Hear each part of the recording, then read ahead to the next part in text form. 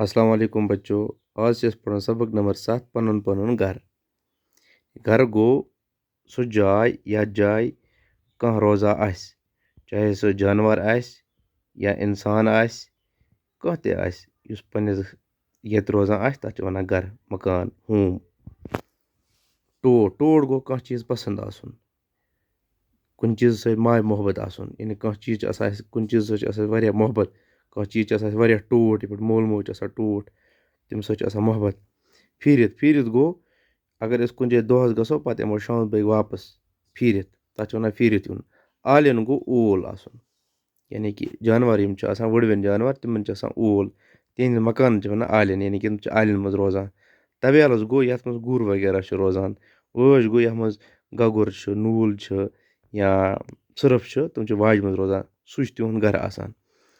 पनुन घर प्रेथ अकिस टोट आसान, यानी कह ते ٲसतन, चाहे सह इंसान ٲसिन, चाहे सह वुडवन जानवर आस, चाहे सह ٲबी जानवर आस, चाहे सह जंगली जानवर आस, चाहे सह जमीनस पे रोजन वोल जानवर आस, प्रेथ कंस पनुन घर टोट, क्या सह तत खेवान चेवान, सह तत रोजान, सह तत आराम करान, इसलिए पनुन घर सारवेन टोट। सारी जानदार पन्न पन्न घरन मज रोजान। सारी जानदार, जानदार गई लिविंग थिंग्स, लिविंग आसान, यानी कि जू जात सह पन्न पन्न घरन मज रोजान। दोहस और योर फिरित, यानी कि दोहस ओर योर फेरान, रातस पन्नस घरस मज आराम करान, या दोहस काम कार करान, दोहस कह ते कुन ते काम खतर सुबह नेरान, मगर आखिर कार तम शामस बग पन्नस घरस मज वातान, तो पत रातस तत आराम करान।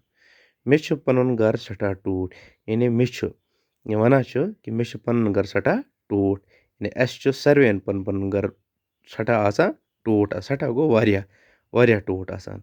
म्योन घर सठा बोड़, यानी दपान म्योन घर वारिया बोड़, ये पन्निस घर करान कथ।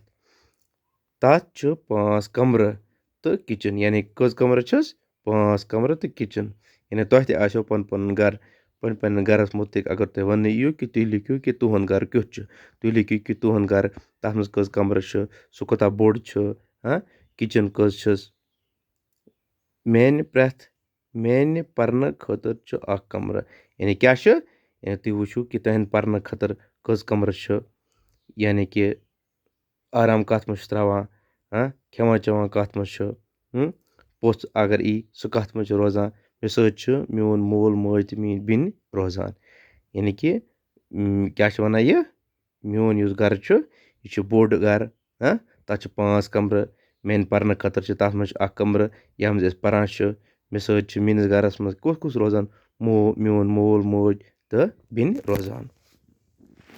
शाबाश पक्यो ब्रोह।